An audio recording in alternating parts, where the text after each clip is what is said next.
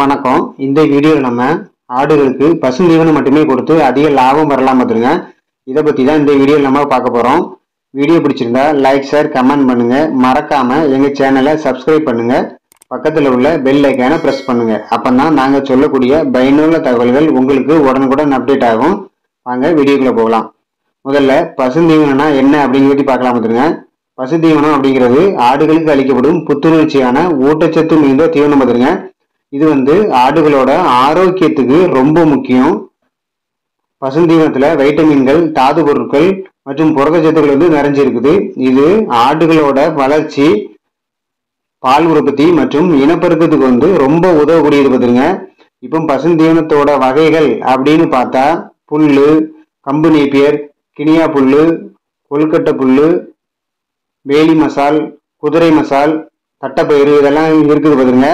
இப்போ இதுல கலப்பு தீவனம் அப்படின்னா என்ன அப்படின்னு பார்த்தா கம்பு, மக்காச்சோளம், கேழ்வரகு, கோதுமை, அரிசி, தவிடு இது எல்லாத்தையும் சேர்த்து அரைச்சி ஆட்டுக்கு கொடுக்கறது தான் கலப்பு தீவனம் அப்படின்னு நம்ம சொல்லுவோம் பார்த்துருங்க. இப்போ கலப்பு தீவனம் கொடுக்கறதுனால ஆடுகளோட வளர்ச்சி நல்லா இருக்கும். ஆனா நமக்கு அதிகப்படியான செலவுகள் ஏற்படும் பார்த்துருங்க. இப்போ இதெல்லாம் நம்ம கடையில வாங்கி அதை மில்ல கொண்டு போய் அரைச்சி எடுத்து அதை நம்ம ஆடுகளுக்கு வைக்கும் போது ஆடுகள் இதை நல்லா சாப்பிடும். ஆனா நமக்கு நம்ம தொழில் நோக்கத்தோட தான் ஆடுகளை வளர்க்கும் பார்த்துங்க. இப்ப ஆடுகளை நம்ம வளர்த்துக்கிட்டே இருப்போம், விற்க மாட்டோம் அப்படிங்கிறது இல்லை. கண்டிப்பா நம்ம ஒரு 6 மாசம் ஆடுகளை வாங்கி வளர்த்து அதை நம்ம சந்தையில கொண்டு விற்பனை பண்ணணும். விற்பனை பண்ணும் போது நம்ம இந்த மாதிரியான கலப்பு தீவனம் அதிகமா வைக்கும் போது நமக்கு அதிகப்படியான நஷ்டம் தான் ஏற்படும் பார்த்துருங்க. இந்த மாதிரி பசுந்தீவனத்தை அதாவது நம்ம தோட்டங்கள்ல இல்ல பக்கத்துல ரோட்டு சைடுல இந்த மாதிரியா கிடைக்கக்கூடிய பொருட்கள், அது மட்டும் இல்லாம இந்த கொப்பு கொலைகள் இது எல்லாத்தையும் வெட்டி கொண்டு நம்ம டெய்லியும் ஆடுகளுக்கு இந்த மாதிரி கயிறை வச்சு கட்டி வச்சாச்சுனாலே போதும் பார்த்துருங்க. அது ஆடுகள் நல்லா சாப்பிட்டுட்டு நல்லா ஆரோக்கியமா இருக்கும் பார்த்துருங்க.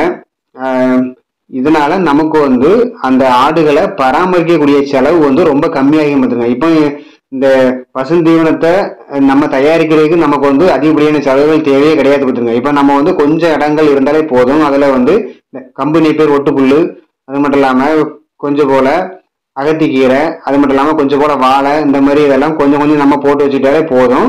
நமக்கு எந்த கோடையிலையும் நம்ம ஆடுகளை காப்பாத்திக்கலாம் பார்த்துருங்க. எவ்வளவு கோடை வருது, இப்போ தண்ணி இல்லாம ஆகுது அப்படிங்கிற சமயங்கள்லயும் மழை எதுவுமே இல்லை, அந்த மாதிரியான சமயங்கள்ல நம்ம இதை கொஞ்சம் கொஞ்சமா அறுத்து இந்த ஆடுகளுக்கு இந்த மாதிரி கயிறுல கட்டி தொங்க விட்டாச்சுனாலே போதும். அதை ஆடுகள் நல்லா சாப்பிட்டுட்டு உடல் ஆரோக்கியமாகவும் இருக்கும் பார்த்துருங்க. இப்போ பசுந்தீவனத்தோட நன்மைகள் அப்படின்னு பார்த்தா பசுந்தீவனம் ஆடுகளோட செரிமானத்தை சீராக வைக்க உதவுது பார்த்துருங்க. பசுந்தீவனத்துல உள்ள ஊட்டச்சத்துக்கள் பால் உற்பத்தியை அதிகரிக்குது பார்த்துருங்க. ஏன்னா அதுதான் ரொம்ப முக்கியம். இப்போ ஒரு ஆடு சில ஆடு 4 குட்டி போடும், சில ஆடு 3 குட்டி போடும், சில ஆடு 2 குட்டியும் போடும், சில ஆடு 1 குட்டியும் போடும் பார்த்துருங்க. இப்போ இந்த மாதிரி 3 குட்டிக்கு மேல போடக்கூடிய ஆடுகளுக்கு பால் உற்பத்தி அதிகமா இருந்தா மட்டும்தான் அந்த ஆடு அந்த 3 குட்டி அது இல்லாம அந்த 4 குட்டியை நல்லா வளர்த்து எடுத்துரும் பார்த்துருங்க. அப்படி இல்லைன்னா ஒரே ஒரு குட்டியை மட்டும் தான் வளர்த்துக்கிடும். அது மட்டும் இல்லாம 1 மாசத்துல அந்த ஆட்டுக்கு பால் உற்பத்தியும் ரொம்ப கம்மியாயிரும் பார்த்துருங்க. பிறகு அதுக்கு அடுத்து நம்ம அந்த ஆடுகளுக்கு எல்லாமே பசுமாட்டு பாலை தான் வாங்கி ஒரு பாட்டில வச்சு அதை நிப்பிள் மூலமா நம்ம ஆடுகளுக்கு கொடுக்க வேண்டியிருக்கும். இதனால நமக்கு அதிகப்படியான செலவுகள் தான் ஆகும். அதனால அந்த பால் உற்பத்திங்கிறது ஆடுகளுக்கு ரொம்ப முக்கியம் பார்த்துருங்க. அடுத்து பசுந்தீவனம் ஆடு கருப்பிடிக்குது மற்றும் இனப்பெருக்க செயல்பாடுகளை மேம்படுத்துறதுக்கும் இந்த பசுந்தீவனம் ரொம்ப உதவுது பார்த்துங்க.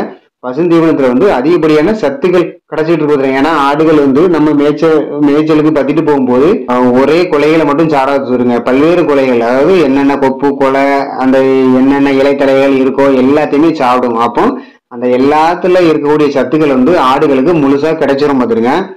இப்போ பசுந்தீவனத்துல நோய் எதிர்ப்பு சக்தி கொண்ட பொருட்கள் அதிகமா இருக்குது. அதனால ஆடுகளுக்கு நோய்கள் எதுவும் ஏற்படாம பாதுகாக்குது பார்த்துருங்க. அடுத்து பசுந்தீவனம் ஆடுகளோட உடல் எடையை அதிகரிக்க உதவுது. இப்ப நம்ம பசுந்தீவனத்தை வீட்டிலேயே ரொம்ப ஈஸியா வளர்க்கலாம் பார்த்துருங்க. இதுக்கு அதிக இடம் தேவையில்லை பார்த்துருங்க. சின்ன தொட்டிகள் இருந்தாலே போதும், நம்ம பசுந்தீவனத்தை ஈஸியா வளர்த்துடலாம் பார்த்துருங்க. இப்ப நம்ம பசுந்தீவனத்தை வளர்த்து அதை நம்ம அவ்வளோத்தையும் வெட்டி எடுத்து அதை ஒரு சாப் கட்டுரு அப்படின்னு சொல்லுவாங்க. அந்த இதில் வந்து புல்லை நம்ம உள்ள போட்டு வெட்டி துண்டு துண்டா வெட்டி சின்னதாக நம்ம ஆடுகளுக்கு வைக்கும்போது ஆடுகள் வந்து ஒரு பொடி வரையும் மிச்சம் வைக்காது பார்த்துருங்க, எல்லாத்தையுமே ஈஸியாக சாப்பிட்ரும். இல்லை நம்ம வந்து முழுசாக கெட்டும் போது என்ன ஆகும்னா அந்த புல்லில் உள்ள தண்டுகளை மட்டும் சாப்பிட முடியாது, மற்றபடி அந்த அதில் உள்ள நுனிகளை எல்லாம் மாடுகள் சாப்பிட்றோம் பார்த்துருங்க. இப்போ அதனால நமக்கு வந்து அந்த புல்லு கெட்டும் போது அதில் நமக்கு வந்து நிறைய நஷ்டம் ஆகும் பார்த்துருங்க. ஏன்னா நம்ம நிறைய புல்லை அறுக்கொண்டி இருக்கும், புல்லை அறுத்தாதான் நமக்கு வந்து ஆடுகள் சாப்பிட்றதுக்கு கொஞ்சமா தலைகள் கிடைக்கும் பார்த்துருங்க. இப்போ இந்த மாதிரியான நம்ம ஒரு மிஷின் வாங்கி வச்சாச்சு அப்படின்னா நம்ம வந்து அந்த மிஷின்ல போட்டு நல்லா அரைச்சி எடுத்துடலாம் பார்த்துருங்க. அரைச்சி எடுக்கும்போது அது வந்து சின்ன சின்ன சைஸ்ல நமக்கு ஈஸியாக கிடைச்சிடும் பார்த்துருங்க. ஆடுகள் வந்து அந்த தண்டையும் சாப்பிட்றதுக்கு ஈஸியாகிடும் பார்த்துருங்க. அதனால நம்ம அதிகப்படியா நம்ம இப்போ ஒரு 50 ஆடு 100 ஆடு வளர்க்கும் போது கண்டிப்பா இந்த ஒரு மிஷினை வாங்கி வச்சுக்கிட்டோம்னா நமக்கு ரொம்ப ஈஸியா இருக்கும் பார்த்துருங்க. நம்ம எவ்வளவு பசுந்தீவனத்தை அறுத்து எடுத்தாலும் அதை வந்து இந்த மாதிரியா மிஷின்ல போட்டு வெட்டி எடுத்து ஆடுகளுக்கு கொண்டு வச்சிடலாம். அப்படி இல்லை நம்ம இப்போ வந்து ஒரு 10 ஆடுகளுக்கு உள்ளதான் வளர்க்கும் அப்படின்னா இந்த மாதிரி நம்ம வந்து இந்த மாதிரி புல்லு எல்லாத்தையும் வெட்டி எடுத்துக்கொண்டு இந்த மாதிரி செவுறு பக்கத்துல அந்த ஒரு கயிற்றை போட்டு கட்டி போட்டாச்சுன்னா போதும், ஆடுகள் வந்து தேவைக்கு சாப்பிட்டு பார்த்துருங்க. இப்போ இதுல நாங்க என்னென்னலாம் போட்டிருக்கோம் அப்படின்னா இதுல வந்து அகத்திக்கீரை, அது மட்டும் இல்லாம அந்த கம்பெனி பேர் ஒட்டு புல்லு, பிறகு சுவா புல்லுன்னு சொல்லுவாங்க பார்த்துங்க அது, பிறகு முருங்கை இலை, இது எல்லாத்தையுமே தான் சேர்த்து, அது போக வாழை இலை, இது எல்லாத்தையும் மொத்தமாக சேர்த்து தான் நாங்கள் கட்டி போட முடியும். ஏன்னா ஒரே ஒரு இலைத்தலைகளை மட்டும் வைக்கக்கூடாது, நம்ம வந்து பல்வேறு தரப்பட்ட இலைத்தலைகளை வச்சாதான் ஆடுகளுக்கு வந்து முழுமையான சத்து கிடைக்கும் பார்த்துருங்க. அப்பதான் ஆடுகளோட உடல் வளர்ச்சியும் ரொம்ப அதிகமாகும் பார்த்துருங்க. இப்போ நம்ம வந்து ஆடுகளுக்கு கலப்பு தீவனம் கொடுக்கறத விட பசுந்தீவனம் அளிப்பதால வந்து தீவன செலவு வந்து ரொம்ப கம்மியாகலாம் பார்த்துருங்க. பசுந்தீவனத்தை போதிய அளவு கொடுத்தா கலப்பு தீவனம் கொடுக்கிற அளவு வந்து நம்ம குறைச்சிக்கலாம். பசுந்தீவனம் வந்து எளிதாக செரிமானம் ஆகக்கூடியது பார்த்துருங்க. ஆடுகளோட உடலுக்கு குளிர்ச்சியை கொடுக்கக்கூடியது, இதனால ஆடுகளோட ஆரோக்கியம் சீராகி பால் உற்பத்தி திறனும் அதிகரிக்கும் பார்த்துருங்க. பசுந்தீவனத்தோட உலர் தீவனமும் சேர்த்து கொடுத்தா ஆடு வந்து தீவனம் சாப்பிட்ற அளவும் அதிகமாகும் பார்த்துருங்க. அதாவது உலர் தீவனம் அப்படின்னு பார்த்தா நம்ம வந்து கடலை கொலை, அது மட்டும் இல்லாமல் இந்த தட்டைப்பயிறு இதெல்லாம் போட்டு வச்சிருப்போம், அதில் உள்ள கொலை, இதை நம்ம வந்து நல்லா காஞ்ச கொலையை நல்லா கட்டி வச்சுக்கணும். மற்ற ஒரு இடத்துல மழை தண்ணியில நனையாம அதை நம்ம கட்டி வச்சுக்கணும். கட்டி வச்சுட்டு இந்த அதிகப்படியான கோடை உள்ள சமயங்கள்ல இந்த பசுந்தீவனத்தோட சேர்த்து இந்த உலர் தீவனத்தையும் போட்டோன்னு வைங்களேன், ஆடு அதிகப்படியாக சாப்பிடும்.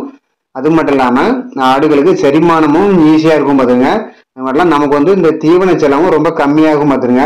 அதனால இந்த மாதிரி நம்ம வந்து கோடை காலங்கள்ல இந்த மாதிரி உலர் தீவனத்தை நம்ம வந்து அதிகமா பயன்படுத்தலாம். ஏன்னா கோடை காலங்களில் வந்து பசுந்தீவனம் கிடைக்கிறது வந்து நமக்கு கம்மியாயிரும் பார்த்துருங்க. ஏன்னா ஒரு சில இடங்கள்ல பார்த்தா நல்ல கடும் வறட்சி ஏற்பட்டுரும். வறட்சி ஏற்படும் போது இந்த பசுந்தீவனம் வந்து ரொம்ப கம்மியாயிரும், கிடைக்காது. நம்ம ஏதாவது ஒரு மரத்துல இருந்து வெட்டி எடுத்தாதான் உண்டு. அந்த மாதிரி சமயங்கள்ல நம்ம வந்து உலர் தீவனத்தையும் சேர்த்து கொடுக்கணும் பார்த்துருங்க. கொடுக்கும்போது நமக்கு வந்து இந்த தீவன செலவும் நமக்கு ரொம்ப கம்மியாகும் பார்த்துருங்க. இப்போ இதுல உலர் தீவனம் வந்து குறிப்பா கடலைப்பொடி, சோளத்தட்டு, மர இலைகள் மற்றும் பயிர் வகை தீவனங்களை சேர்த்து கொடுக்கறதுனால ஆடுகளோட உடல் வளர்ச்சி அதிகமாகும் பார்த்துருங்க.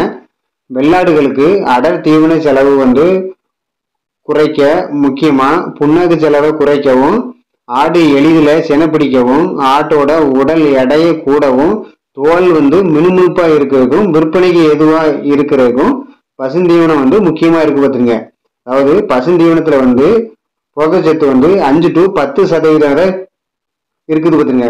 இப்போ வந்து ஆடுகள் வந்து மினுமினுப்பா இருந்தா மட்டும்தான், இப்போ ஒரு ஆட்டை நம்ம பார்க்கும்போது அந்த ஆடு வந்து பளிச்சுன்னு இருந்தா மட்டும்தான் நம்ம வந்து சந்தையில கொண்டு போய் விற்கும் போது அந்த ஆடை வந்து விரும்பி வியாபாரிகள் வாங்குவாங்க பார்த்துருங்க. இப்போ ஆடு வந்து சோர்ந்துட்டு முடியெல்லாம் செலுத்திட்டு இருந்துச்சுன்னா கண்டிப்பா வந்து வியாபாரிகள் வந்து வாங்கக்கு வருவாங்க. ஆனா ரொம்ப கம்மியான ரேட்ல தான் வாங்கக்கு வருவாங்க பார்த்துருங்க. அதிகப்படியான ரேட்டு கேட்கவே மாட்டாங்க. இப்போ ஆடுகளை பார்க்கும்போது நல்லா தோல் எல்லாம் நல்லா ஷைனிங்கா இருந்துச்சுன்னா அப்படின்னு மட்டும்தான் வியாபாரிகள் வந்து விரும்பி வருவாங்க. அது மட்டும் இல்லாம நம்ம என்ன ரேட்டு சொல்றோமோ அந்த ரேட்ல வாங்கிட்டு போவாங்க பார்த்துருங்க.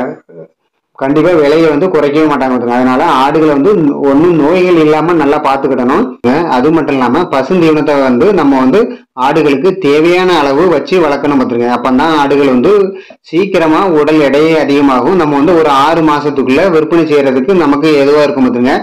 இப்போ ஆடுகளை நம்ம வந்து இந்த மாதிரி இலைத்தலைகளை கெட்டாம நம்ம மேய்ச்சலுக்கு பத்திட்டு போனோம் அப்படின்னா கண்டிப்பா நம்ம வந்து ஆடுகளை அதிகாலையில மேய்ச்சலுக்கு பத்திட்டு போகவே கூடாது கொடுத்துருங்க. ஏன்னா அதிகாலையில வந்து அந்த ராத்திரி பனி நிறைய விழுந்திருக்கும் பாத்துங்க. அந்த பனி வந்து அந்த புல்லோட நுனியில எல்லாமே ஒட்டிட்டு இருக்கும் பாத்துங்க. இந்த ஆடுகளை நம்ம அதிகாலையில மேய்ச்சலுக்கு பத்திட்டு போகும்போது அந்த நுனியில உள்ள அந்த தண்ணியோட சேர்ந்த புல்ல இந்த ஆடுகள் சாப்பிடும் போது ஆடுகளுக்கு வந்து சளி பிடிக்கும் பாத்துங்க. அது மட்டும் இல்லாம அந்த புல்லோட நுனியில பூச்சிகள்லாம் நிறைய இருக்கும் பாத்துங்க. அதனாலயும் ஆடுகளுக்கு வந்து நோய்கள் அடிக்கடி ஏற்படும் பாத்துங்க.